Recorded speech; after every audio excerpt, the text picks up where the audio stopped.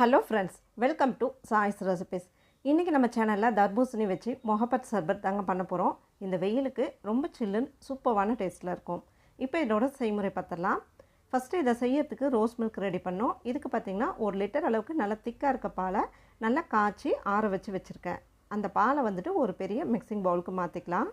பாலில் பார்த்திங்கன்னா தண்ணி கொஞ்சம் கூட சேர்க்காமல் நல்லா திக்காக காய்ச்சிக்கோங்க. அப்போ தான் வந்துட்டு டேஸ்ட் நல்லாயிருக்கும். அடுத்து இது கூட ரோஸ் சிரப் சேர்க்கணும். 100 ml அளவுக்கு சேர்த்துருக்கேன். இந்த ரோஸ் சிரப் பார்த்திங்கன்னா ஹோம்மேடாக ரெடி பண்ணது தான். ஆல்ரெடி இதோட ரெசிபி வந்து நம்ம சேனலில் அப்லோட் பண்ணியிருக்கேன். அந்த லிங்க் வந்து நான் டிஸ்கிரிப்ஷன்லேயும் ஐகார்ட்லேயும் கொடுக்குறேன், செக் பண்ணி பார்த்துக்கோங்க. இப்போது ரோஸ் சிரப் சேர்த்துட்டு இதை வந்துட்டு நல்லா இந்த பாலோட மிக்ஸ் பண்ணி விட்டுக்கலாம்.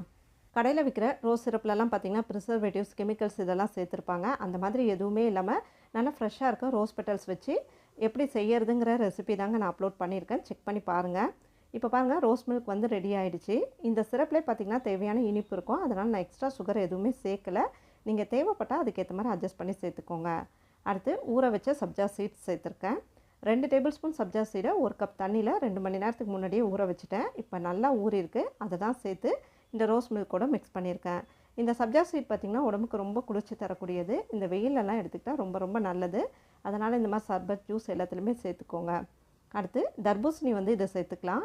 மொத்தம் இந்த மாதிரி 4 பீஸ் எடுத்திருக்கேன். இதில் வந்துட்டு சீட்ஸ் எல்லாம் ஆல்ரெடி எடுத்து தான் வச்சுருக்கேன். சின்ன சின்ன பீஸாக இந்த மாதிரி கட் பண்ணிவிட்டு சேர்த்துக்கலாம்.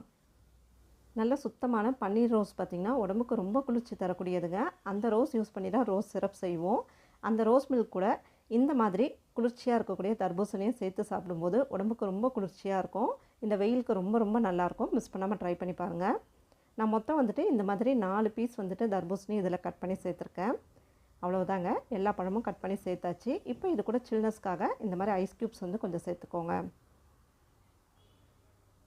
அவ்வளவுதான், நமக்கு சூப்பரான மொஹப்பத் சர்பத் ரெடி ஆகிடுச்சு. இப்போ இதை நல்லா மிக்ஸ் பண்ணிவிட்டு நல்லா சில்லுன்னு வந்துட்டு சர்வ் பண்ணுங்கள். ரொம்ப ரொம்ப நல்லாயிருக்கும். நான் சொன்ன இதே மெஷர்மெண்ட்டில் நீங்களும் ட்ரை பண்ணி பாருங்கள்.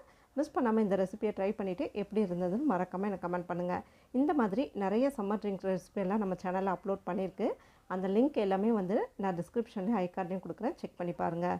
இந்த ரெசிபியை நீங்களும் ட்ரை பண்ணிவிட்டு எப்படி இருந்ததுன்னு மறக்காமல் எனக்கு கமெண்ட் பண்ணுங்கள்.